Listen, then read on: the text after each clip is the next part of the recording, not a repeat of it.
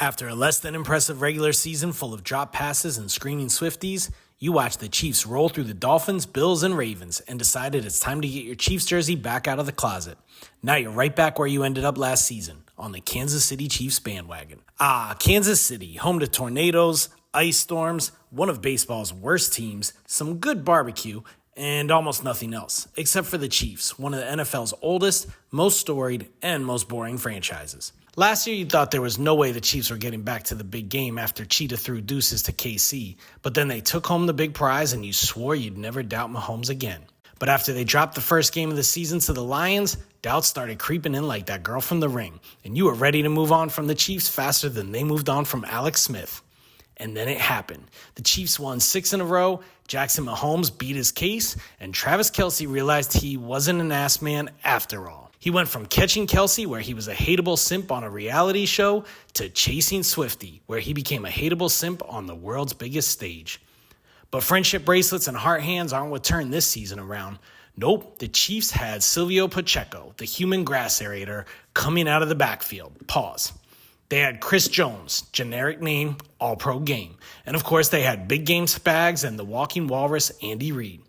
Those two made everyone forget about Eric Bieniemy, who went from red-hot head coach candidate to unemployed bum just by joining the Commanders.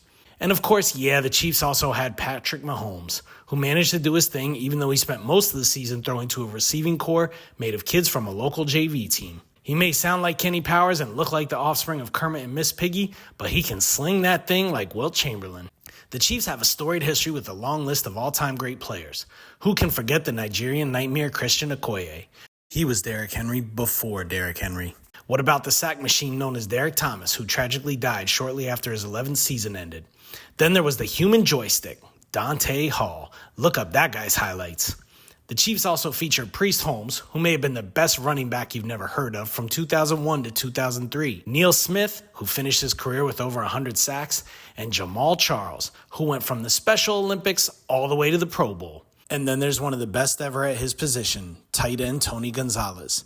He and Travis Kelce do have similar career numbers as Chiefs, but while Travis has had Patrick Mahomes and Alex Smith throwing to him most of his career, Gonzalez had Elvis Grbac, Rich Gannon, Trent Green, and Damon Heward chucking the ball to him. They also had that Joe Montana guy on the squad, but nobody cares about that.